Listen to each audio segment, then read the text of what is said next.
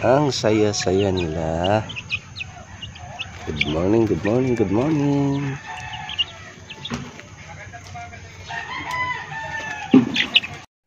Bigyan natin sila ng malunggay. Yan, yung mga sisiw natin. Malunggay naman lahat sila. Malunggay ang ilagay natin ngayong araw na ito. Yan, araw-araw iba ang mga dahon ng ibigay natin sa kanila. Tinan nyo mga idol, di ba kinakain nila?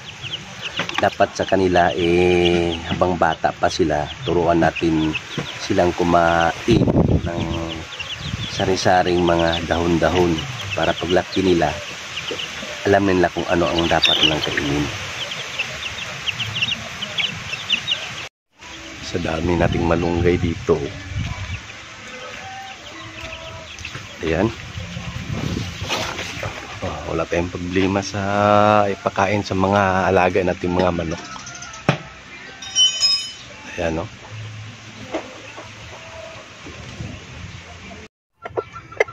Ayan, malunggay din. Diba? Wala silang pili. Kinakain nila kung anong daon ang ibigay. Lalo na itong malunggay. Malakas sila kumain sa malunggay. Ayan na idol, may nag-itlog. Tingnan nyo sila, oh. Panandahan kumain. Mamaya, ano na to? Lakas nitong kumain nila ng malunggay. Labas ako para makita natin. May nakuha tayong hinog na papaya. Ayan, oh. Di mapakain natin to sa mga alaga nating manok. Ayan.